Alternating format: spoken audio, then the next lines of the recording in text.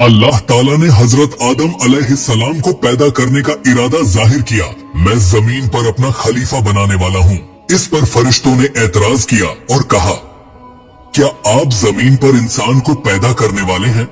इंसान तो जमीन पर फसाद बर्पा करेगा और खून बहाएगा। हम तो तेरी पाकी बयान करते हैं और तेरा शुक्र अदा करते हैं। क्या हम इबादत के लिए काफी नहीं हैं? अल्लाह ने फरमाया, जो मैं जानता हूँ वो तुम नहीं जानते। फिर अल्लाह ने खुद अपने हाथों से हजरत आदम अलैहिस्सलाम का पुतला बनाया, फिर उसे संवारा और उसे मुनासिब शक्ल दी। उसके जिस्म का हर हिस्सा खूबसूरती के साथ बनाया। फिर उस मिट्टी में अल्लाह ने अपनी रूह फूंकी। फिर अल्लाह ने फरिश्तों से पूछा कि चीजों के नाम बताओ अगर तुम सच्चे हो। फरिश्तों ने जवाब दिया, हम नहीं जानते, सबसे ज्यादा तो आप जानने वाले हैं। हमको तो बस इतना ही इल्म है जो आपने हमें सिखाया है। आप बड़े इल्म और बरकत वाले हैं।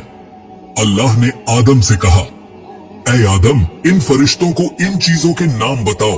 अल्लाह ने आदम को तमाम चीजों के नाम बता दिए तो आदम के इल्म में तमाम बातें आ गईं।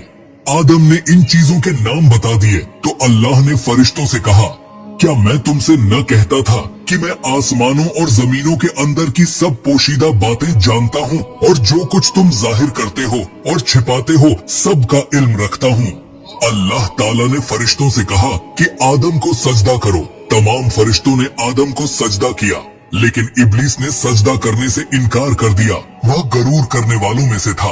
अल्लाह ने पूछा, तुझे किस चीज ने सजदा करने से रोका जबकि मैंने तुझे हुक्म दिया था? इब्लीस ने कहा कि आपने इंसान को मिट्टी से बनाया और मुझे आग से पैदा किया।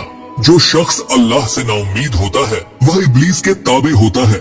जो लोग इब्लीस और शैतान के बहकावे में आ जाते हैं वह पस्त हिम्मत होते हैं। जो फर्ज उनके जिम्मे होते हैं वह अदा नहीं करते और जलील अफख्वार होते हैं। जब इब्लीस ने सजदा करने से इनकार किया तो अल्लाह ने फरमाया, तू आसमान से उतर, तूने तकबर किया और तू जलील वख्वार हुआ। इब्लीस ने कहा कि मुझे क़यामत के दिन तक मोहलत दीजिए। इस पर अल्लाह ने फरमाया, तुझे मोहलत दी गई। इब्लीस ने कहा, मैं तेरे बंदों को गुमराह करूंगा और हर तरफ से उन्हें घेर लूंगा। वे तेरा शुक्र भी नहीं करेंगे। अल्लाह ताला ने आदम अलैहिस्सलाम को हुक्म दिया कि ए आदम, तुम और तुम्हारी बीवी बहिश्त में रहो और जो कुछ खाना है फुरागत से खाओ। और एक खास दरख्त की तरफ इशारा करते हुए कहा कि इस दरख्त की तरफ न जाना वरना तुम जालिम करार दिए जाओगे।